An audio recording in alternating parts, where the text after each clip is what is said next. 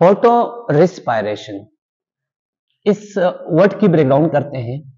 Photo कहते हैं light को, respiration the breakdown of organic molecule to give carbon dioxide and energy is called respiration. Oxygen का take up भी हम respiration में शुमार करते हैं, ठीक है। अच्छा, यहाँ पे फोटो रिस्पायरेशन, यहाँ पे डिफिनीशन भी है और साथ साथ में पूरा प्रोसेस और किस मैकेनिज्म के थ्रू होता है, स्टेप्स भी इसमें है, आज के टॉपिक में शामिल है, ठीक है।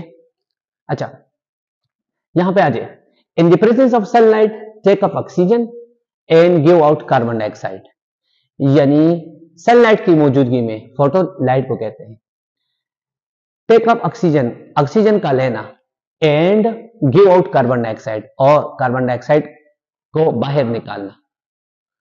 तो ये फोटो रिस्पायरेशन की डिफिनीशन हो गई, यानी लाइट की मौजूदगी में जब रिस्पायरेशन होता हो तो ये फोटो रिस्पायरेशन है।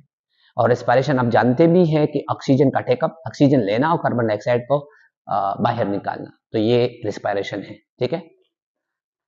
तो मोस्टली अकर इन C3 प्लांट्स, यानी ये जो फोटो रिस्पायरेशन है ये ज्यादातर C3 प्लांट्स में होता है, ठीक है। C4 प्लांट्स में भी होता है, लेकिन C3 प्लांट्स में सबसे ज्यादा होता है। अच्छा, C3 प्लांट्स किसे कहते हैं? First product is 3 carbon compound PGA during carbon fixation of Calvin cycle. Calvin cycle dark reaction में जो पहला प्रोडक्ट बनता है वो 3 कार्बन वाला कंपाउंड बनता है, जिसको PGA फास्फो ग्लिसरिक एल्डिहाइड कहते हैं। केल्विन साइकिल में पहला स्टेप कार्बन फिक्सेशन है, उसमें फर्स्ट प्रोडक्ट 3 कार्बन वाले कंपाउंड बनता है PGA, जिसकी वजह से यानी ये जो केल्विन साइकिल, ये जो फोटो रिस्पायरेशन होता है, जो सा भी प्लांट्स पे होता है, उस प्लांट्स को क्या कहते हैं? C3 प्लांट्स, ठीक है। ऑलरेडी डिस्कस हो भी चुका है C4 प्लांट्स के साथ कंपैरिजन में। When concentration of oxygen is high in hot or dry condition due to the close of stomata, hot condition में, ड्राई कंडीशन में प्लांट्स स्टोमेटा को क्लोज करते हैं, ठीक है। क्यों? ताकि उनके बॉडी से ज्यादा ट्रांसपायरेशन ना हो। तो ऑक्सीजन की कंसंट्रेशन जब ज्यादा हो जाती है हार्ड कंडीशन में, और प्लांट स्टोमेटा क्लोज करते हैं। क्यों? क्योंकि जब स्टोमेटा क्लोज हो जाता है तो आपको पता भी है कि प्लांट्स बाहर से कार्बन डाइऑक्साइड लेता है, ठीक है। तो कार्बन डाइऑक्साइड की कंसंट्रेशन अंदर की तरफ कम हो जाती है, क्योंकि स्टोमेटा क्लोज है और अंदर रिस्पायरेशन होता है और वहां पे ऑक्सीजन की कंसंट्रेशन ज्यादा हो जाती है। तो याद रखिए, the rubisco enzyme fix oxygen instead of carbon dioxide. Rubisco का काम क्या था? रोबेस्को का काम यह था कि केल्विन साइकिल में कार्बन डाइऑक्साइड को फिक्स करना ड्यूरिंग कार्बन फिक्सेशन। लेकिन यहां पे जब ऑक्सीजन की कंसंट्रेशन ज्यादा हो जाती है प्लांट्स में, तो रोबेस्को एंजाइम क्या कब करते हैं? रोबेस्को जाके ऑक्सीजन को फिक्स करते हैं, ठीक है, कार्बन डाइऑक्साइड। रोबेस्को का डुअल फंक्शन है, वो ऑक्सीजन को भी फिक्स करते हैं और कार्बन डाइऑक्साइड को भी फिक्स करते हैं। क्लियर? अच्छा, तो मैकेनिज्म को थोड़ा समझते हैं, अजय मैकेनिज्म की तरफ, फिर बाद में यहाँ पे स्टेप भी डिस्कस करेंगे और एयर रिस्पायरेशन क्या फायदेमंद है या नुकसानदेह है, जो फोटो रिस्पायरेशन।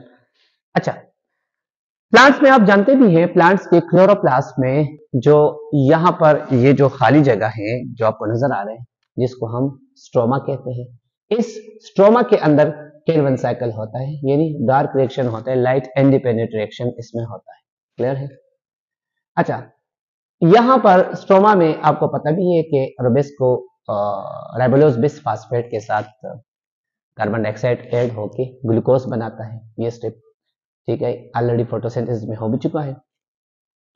लेकिन यहाँ पे हम बात करें फोटो रिस्पायरेशन में, तो क्या होगा? ऑक्सीजन की कंसंट्रेशन ज्यादा है, तो यहां से उठ के यहाँ पे रिएक्शन होता है। रिएक्शन को देखिए, राइबोलोज बिस फास्फेट के साथ, जो कि हमारे पास 5 कार्बन वाला कंपाउंड, इसके साथ क्या ऐड हो जाता है?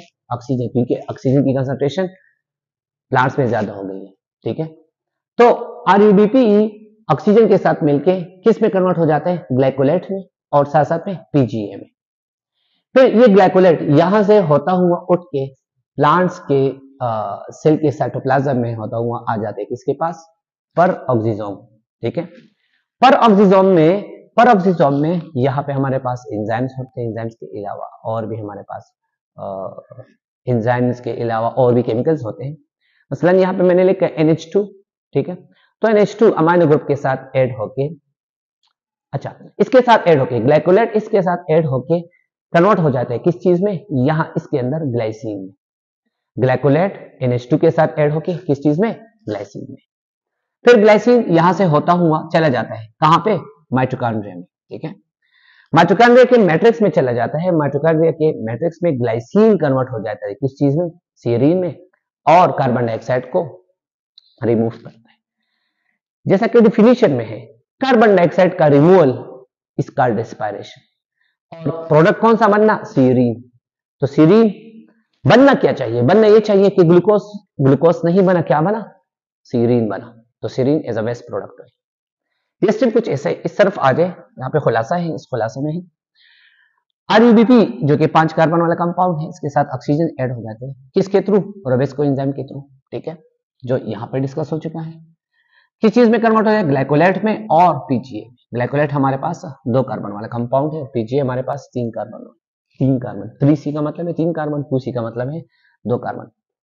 फिर ये ग्लाइकोलेट NH2 के साथ ऐड हो जाता है, क्लियर है, कहां पर, पेरोक्सिसोम में, और किस चीज में कन्वर्ट हो जाते हैं, ग्लाइसिन में।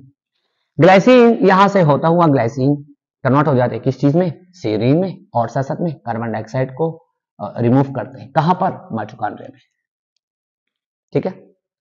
फोटो रेस्पिरेशन कौन सा प्रोसेस है, फोटो रेस्पिरेशन प्लांट्स के लिए वेस्टफुल प्रोसेस है, बिल्कुल वेस्ट है। क्यों, because no glucose is produce, एक ग्लूकोज भी नहीं बना, प्लांट्स को ग्लूकोज चाहिए, ठीक है, एनर्जी हासिल करने के लिए। एंड यूज एटीपी भी इस्तेमाल करते हैं फोटो रेस्पिरेशन, ग्लूकोज भी नहीं बनाते, और एक कार्बन डाइऑक्साइड एज और सीरीन यानी कि 2 और प्रोडक्ट बनाते हैं ग्लूकोज के बजाय। तो इस वजह से ये जो प्रोसेस है ये एक वेस्टफुल प्रोसेस है, ठीक है।